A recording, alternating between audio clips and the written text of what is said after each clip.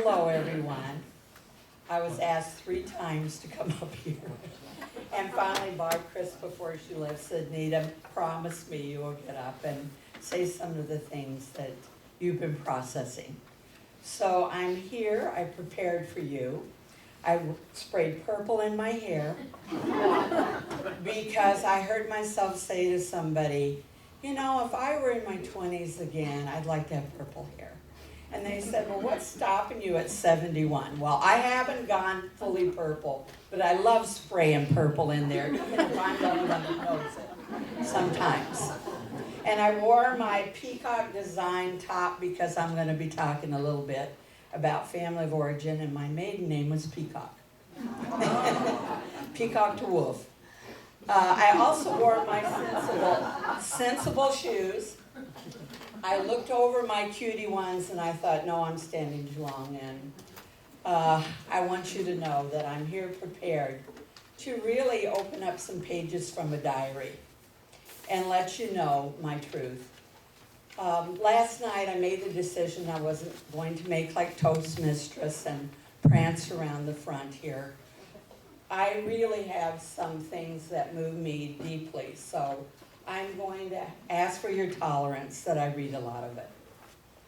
Just because I'm doing that, I look out and I see Audrey and I see other people who got up here weekly and presented things in such a beautiful way that I'm letting you know I really admire that.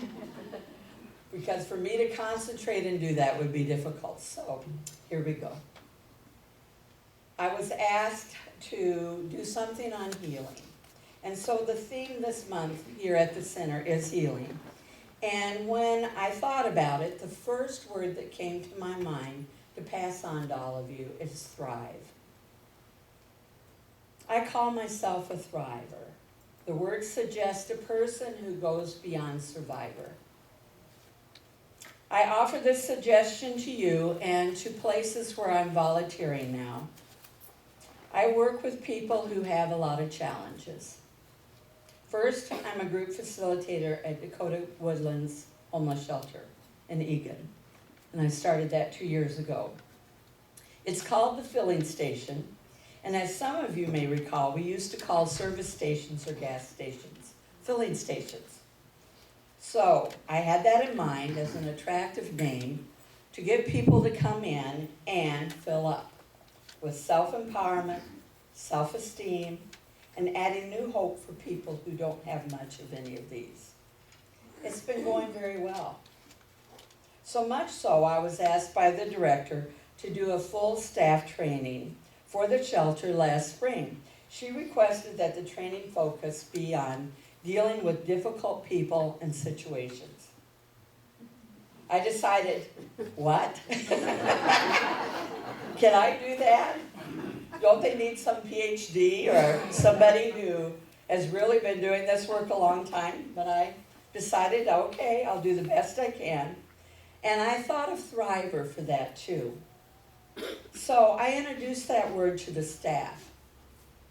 I made sure to include some conversation about perceiving the residents as potentially moving beyond survivor to thriver.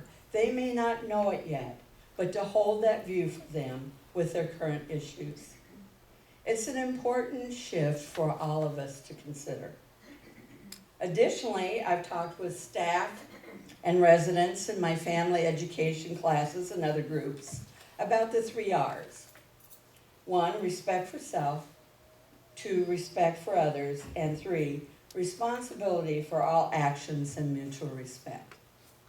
Ernie Larson, a favorite substance abuse counselor and speaker, often stated, wherever you go, there you are. This story you're telling yourself and others determines many things.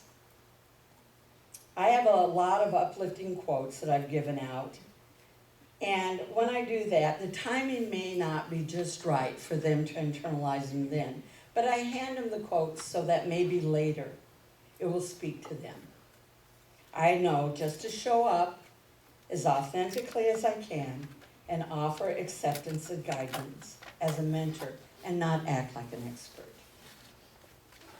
This past year, Larry and I are doing some spiritual counseling and mentoring of a 60-year-old inmate who has about 6 months left in prison. He's in the Faribault prison.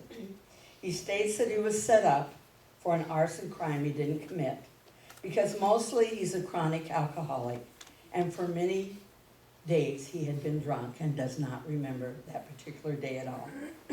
He requested contact through a Northfield Quaker committee called the Peace and Wider Interaction Committee, of which I'm on. I'm on this committee. Through a weekly exchange of letters and monthly visits, a genuine friendship has grown. So we agreed to mentor and find resources for him in Northfield when he relocates there. I introduced the word thriver to him because he kept using the word survivor to describe himself.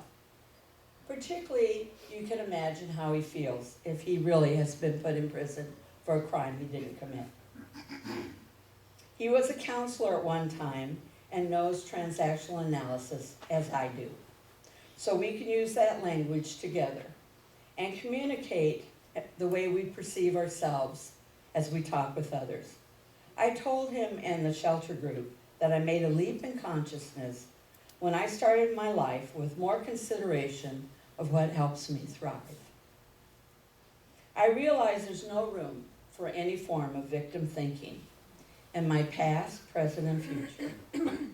You can realize the importance of this shift. One takes full responsibility for one's thinking and behavior without going over and over the past details that brought you to this point. It was greatly appreciated when I came up with the awareness that this huge book that I had been given, I just decided not to do this project because it was going to take a year. I was to fill in blank pages on my life, and it was going to mean that I had to go over and over all my stories. It was a beautiful book, and I thought, what a great idea to leave it in a living will for my loved ones or anyone who might be interested or care when I make my transition. I said, no, I'm not going to do this book. If any of you want it, fine. But an awareness that came over me meant, why would I want to do this? My insight really was it was about my needs and not others' interests. This awareness brought me some sadness because I'm letting go in another way of the past. But it's also very freeing. It's a form of healing. It's a healing that where you have such a strong awareness that you don't need to keep telling your story anymore. It's fun to kind of hint at how tough it's been. You look so resilient. But do we need that kind of labeling and attention if we feel we're enough, if we're filled up?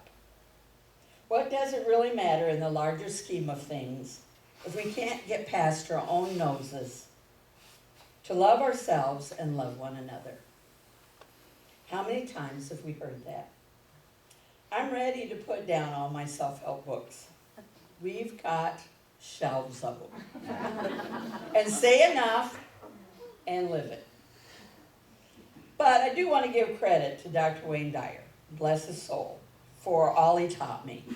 I read every one of his books through my formative years. I'm bringing it all into my core soul being to live a life of more depth and breadth. I want to move more and more into compassionate detachment from my story, from other stories, and from our dramatic television news stories. Sure, I care. I care a lot. That's actually been an issue since I was raised with codependency and martyrdom. It's time to move to a higher awareness of caring to be more effective.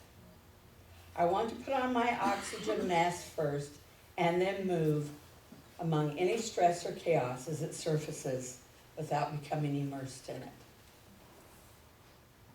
I would not be able to work as effectively with either a prison inmate nor the people in the homeless shelter if I hadn't cleared a lot of my thinking enough to be non-judgmental and open with less triggers to push my buttons. I look out at some of the faces looking back at me, and some of you have helped me along this path in many ways. Thank you for that. I was officially homeless at one time. It was my choice. I wasn't on the streets. And I'm also from a substance abuse family system. And I could hardly be around an addict after I left home. Actually ran away from home. Although I'm fortunate enough not to have this issue, it greatly tinted my world. Some people who know a lot about my life say, you should write a book because it's so loaded with the juicy stuff. No, I'm not writing a book, nor am I listing it all for you. I really don't need to do this now. My husband Larry did write a book. I helped with it, and of course, a lot of me regarding life experiences with him are included. There's a lot of inspirational stories of personal healing and growth in his book.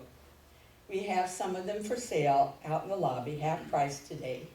Larry can't be with us because he's a zookeeper at the Minnesota Zoo, and they need zookeepers today.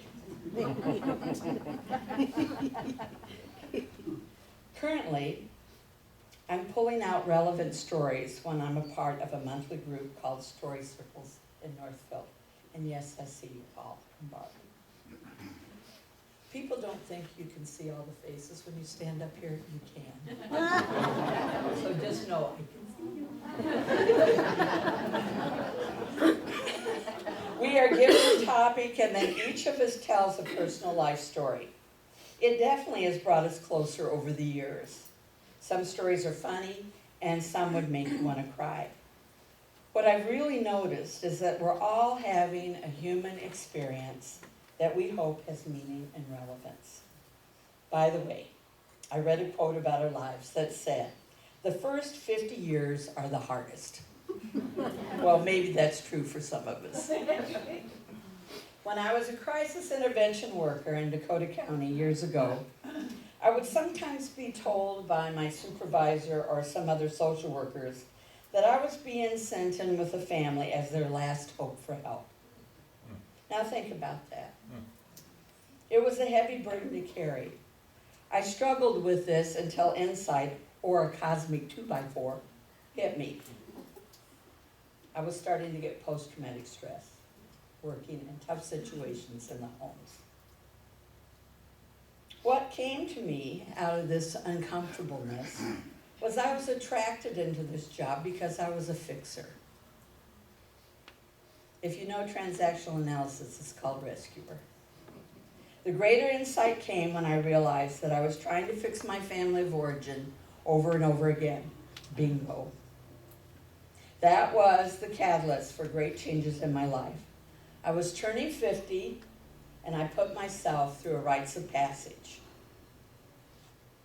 Some of you heard about that and helped me move. Thank you for that. It meant leaving my job, launching 2 children into college, leaving a relationship, selling my house and renting space from friends, legally changing my name to Wolf from my married name, and living on $300 a month with no insurance. I spent about a year deciding what I wanted to be when I grew up. As I went through a lot of spiritual awareness programs and re-entered college to get my state teaching license, I lived on hope, faith, courage, and lots of anxiety as I downsized materially and upsized in spirit. It was brave and scary all at the same time. By the way, I met Larry at the end of this year. I was ready. There was room to move forward into totally new life experiences. Have you noticed sometimes it works that way? Larry and I have been married 19 years now. We met each other when this center was in its early formative years. We were married by Audrey in the Burnsville location. One of the songs sung by Holly, Jimmy played at the wedding too, was I Can See Clearly Now. We really thought we'd been through the worst of things and found a complete oasis in each other. spiritual partners for all eternity. That was our vow we made to each other. It's more than a marriage. We've signed up for a really big commitment. We're ready. But watch out, there's more to come.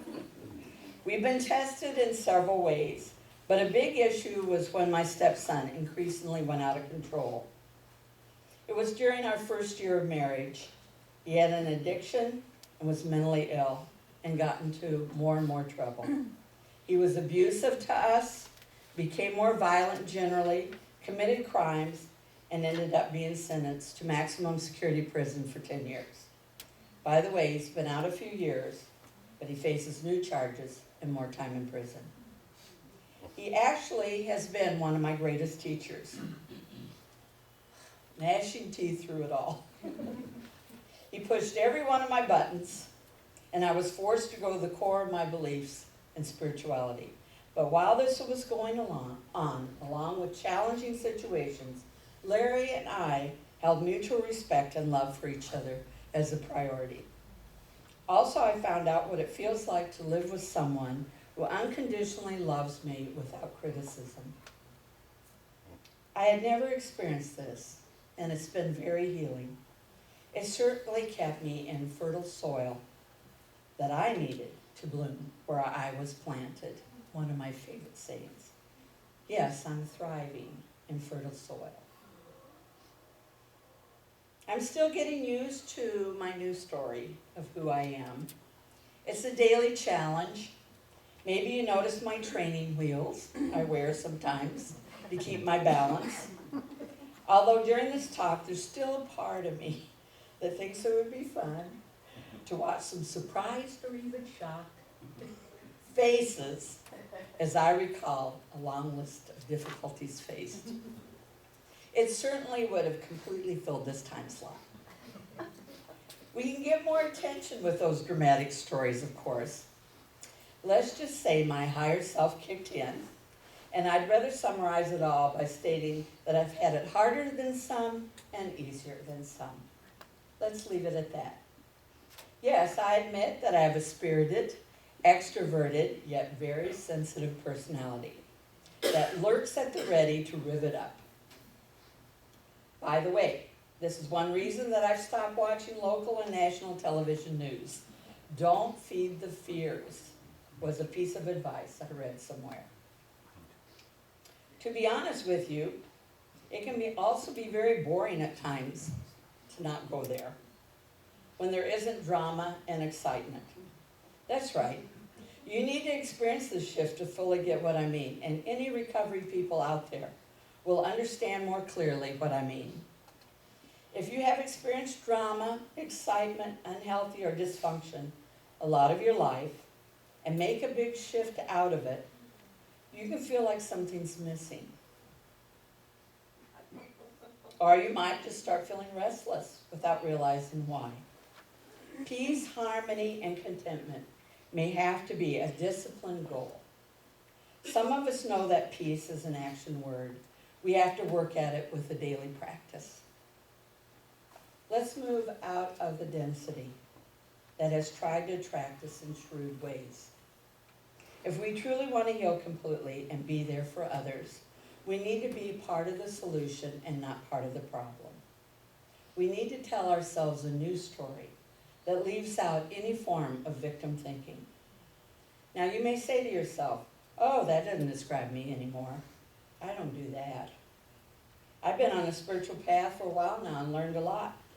True enough, but I've also noted that many of us have gotten real slick about all the things that we would like to say to tell people that we have been victimized. Now, we've read those books, we've attended those workshops, and some of us have even led them.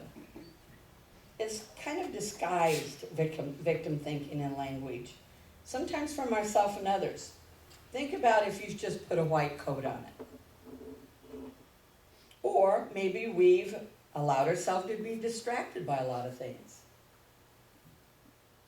Electronics, activities, people, or even a center or group. This may be a form of reactive living rather than a form of spiritual commitment where one must look deeply inside. This is for you to decide for yourself. Ask, what is my real motivation? I offer to you today that this could be merely a stage of your path. Is it enough to move forward and gather new insights toward oneness with all? To thrive causes us to leap ahead, to move more emotionally and spiritually in a mature way of looking at ourselves and others. We stop running from our past and chasing a future. We can settle into a comfortable now, present moment with ourselves. Now, author Eckhart Tolle is my guide on this, of course. We can let go of outcome, expectations, and control. Wow. Now there's my soft underbelly laid out for you. Some of you have heard this poem. It's so important to my awareness, though, that it touches my core deep within me. It fits here. I hope to read it out loud without crying. Try not to be the dramatic person as it touches me so much. Now, if you are a male, just inject he instead of she each time, so it doesn't have to come out he, she, and I'm distracted. She let go. She let go without a thought or a word. She let go. She let go of the fear. She let go of the judgments. She let go of the confluence of opinions swarming around in her head. She let go of the committee of indecision within her. She let go of all the right reasons, wholly and completely, without hesitation or worry. She let go. She didn't ask anyone for advice. She didn't read a book on how to let go. She didn't search the scriptures. She just let go. She let go of all the memories that held her back. She let go of all the anxiety that kept her from moving forward. She let go of the planning and all the calculations about how to do it just right. She didn't promise to let go. She didn't journal about it. She didn't write the projected date in her day timer. She made no public announcement and no ad in the paper. She didn't check the weather report or her daily horoscope. She just let go. She didn't analyze whether she should let go. She didn't call her friends and discuss the matter. She didn't let go in a 5-step spiritual mind treatment. She didn't call the prayer line. She didn't utter a word. She just let go. No one else was around when it happened. There was no applause or congratulations. No one thanked her or praised her. No one noticed a thing. Like a leaf falling from a tree, she just let go. There was no effort. There was no struggle. No one noticed a thing. It wasn't good. It wasn't bad. It was just what it was. It was just that. In the space of letting go, she let it all be. A smile came over her face. A light breeze blew through her. And the sun and the moon shone forevermore. I did have a hanky in case. I did it. Oh my goodness. But what we need now is to shift, to get on living our life with more meaning. There's a quote by author Neil Donald Walsh that Donna Kitchen passed on to me recently. It says, "Life begins at the end of your comfort zone. So if you're feeling uncomfortable right now, know that the change taking place in your life is a beginning, not an end." This is more what I feel now after studying mindfulness through the past few months.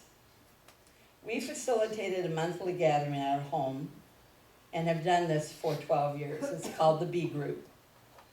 We announced that we had DVD classes about mindfulness from the Great Courses series that we would watch at the same time each week for 3 months in the summer.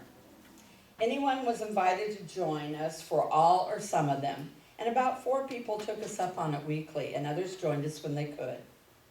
My expectation with this series by a renowned professor was that I would come out of it on the other end, able to meditate with more peacefulness and clarity.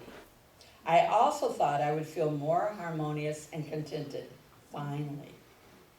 About midway through the summer and the course, instead, I noticed how discontented I was. I was feeling crappy inside. What is this all about? Well, in being mindful about it, I discovered that I was stretching more than I had expected. Not there yet, I told myself. I was questioning much of what I thought was truth for me, and I gathered that truth from many wise sources. Things were turned upside down again, and I realized I'm starting over. As Esther Hicks once stated, the current conditions of what isness doesn't mean diddly squatness.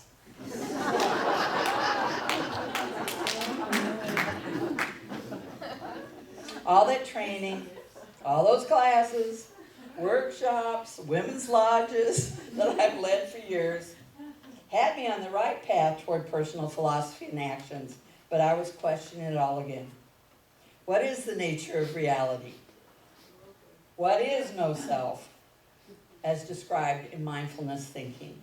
Am I the sum total of what everyone else says I am? Or should be? Okay. Maybe I'm not completely starting over again, but I'm certainly in ongoing contemplation and making some major decisions in my life. It's about deepening a personal spiritual practice. We need to feel support of a like-minded community, but it's really a deeply personal story. Actually, I had fun playing with an idea in my mind about coming up here today and saying to all of you, I know nothing. You were on your own. I can only encourage you to seek. Gather your own wisdom, and then I'd have us just all, for the rest of the time, and then sit down. Well, that'd be unique, right? Though, I can imagine that many spiritual masters do just that. This reminds me of a weekend workshop I attended to learn how to do Native American medicine wheel in the 4 directions several years ago. A world-renowned Native instructor, Hamector Storm, or as he called himself, Wolf, walked in the room full of people, and the first thing he said is, you know nothing. A few nervous laughter came about from people who were way more used to New Age and New Thought approaches. He was no nonsense, but he really knew what he was doing, and I decided that that's what I was there for and not the fluffy stuff. I still frequently use all I learned that weekend. I certainly conceive that I am considered to be a leader in some circles on some topics, but I'm a lifelong student of life, liberty, and the pursuit of happiness. There are so many teachers and genuinely enlightened people who have a lot to teach us. Have you noticed what many of them are saying? It's similar things.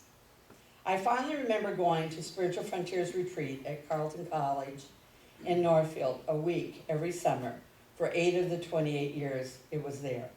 By the way, who knew that one day I would end up living in Northfield? What uplifting memories of times we had there with well-known spiritual leaders and musicians presenting daily. It created an atmosphere for huge growth spurts. We all greatly missed the catapulting energy surges we could ride. When it ended, and I really was in grief about that, it dawned on me it was time for us to do our own self-journey. It had been handed to us to look more deeply inside. Since then, I've learned also from another well-known teacher who stated, whatever is happening is the path to enlightenment. I get this concept more and more. Okay, I think I get it. Then another layer comes through and I delve into it more deeply. So this is what guides me at the moment. I am a soul living in this current body who can be self-actualized and fully awakened to what I need now in this present moment This means I'm a part of a whole and never separate. I'm a wave in the big ocean, and I vow to fully show up, even if it's uncomfortable, sad, or difficult to handle. I endeavor to lead a balanced, sacred life. They may look similar but different from anyone else.